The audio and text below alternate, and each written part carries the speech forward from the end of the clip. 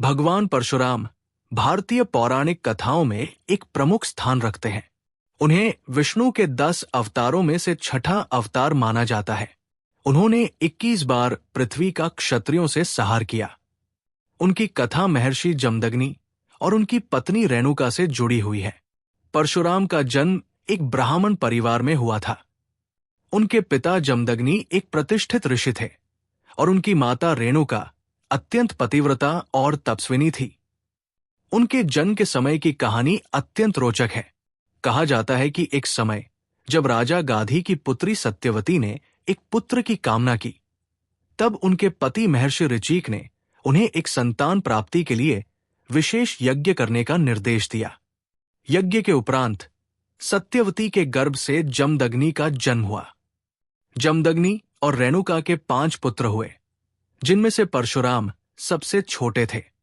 उनका जन्म त्रेतायुग में हुआ था, जब धर्म और अधर्म के बीच संघर्ष की स्थिति थी। उनका असली नाम राम था, लेकिन परशु कुल्हाड़ी धारण करने के कारण उन्हें परशुराम कहा गया। परशुराम ने अपनी प्रारंभिक शिक्षा अपने पिता से प्राप्त की। वे वेदों और शास्त्रों में निपुण हो गए। भगवान शिव से उन्होंने दिव्य अस्त्र शस्त्रों की प्राप्ति की और युद्ध कौशल में भी माहिर हो गए।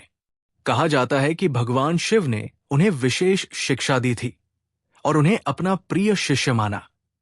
भगवान शिव ने उन्हें परशु कुल्हाड़ी प्रदान की, जिससे उन्होंने अन्याय और अधर्म का नाश किया।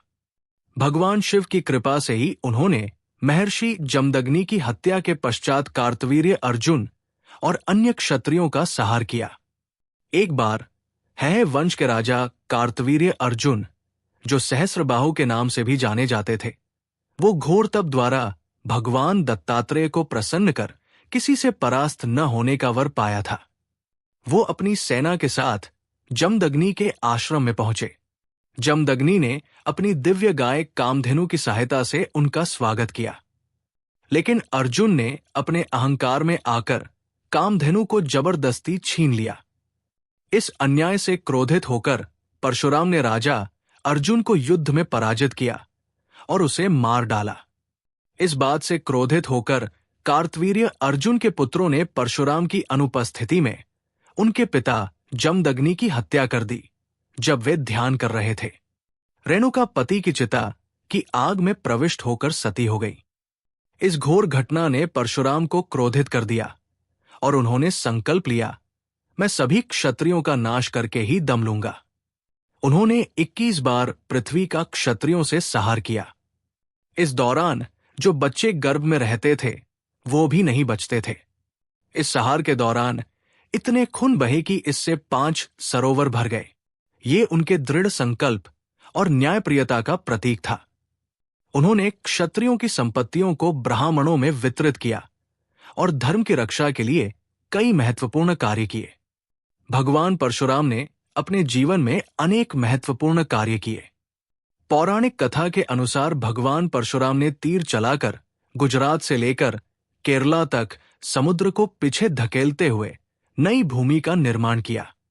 उन्होंने कई क्षेत्रों का निर्माण किया, जैसे कि केरल और कोंकण क्षेत्र। वे भारत के पश्चिमी तट को समुद्र से निकालकर उसे ब्राह्मणों को बसाने वाले माने जाते हैं। उन्होंने अपने तप और शक्ति से इन क्षेत्रों को समृद्ध बनाया। महाभारत युद्ध लड़ने वाले महान योद्धा जैसे भीष्म, कर्ण और द्रोणाचार्य भगवान परशुराम के ही शिष्य थे। भीष्म पितामह ने परशुराम से शस्त्र विद्या सीखी थी, जबकि कर्ण ने उनसे ब्रह्मास्त्र प्राप्त किया था। परशुराम का अनुशासन और शिक्षण उनके शिष्यों को महान योद्धा बनने में मददगार साबित हुआ।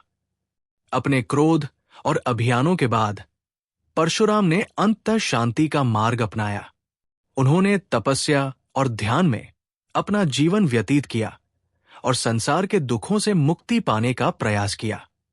कहा जाता है कि वे आज भी जीवित हैं और जब भी धरती पर अन्याय और अत्याचार बढ़ेगा, वे पुनः अवतरित होंगे।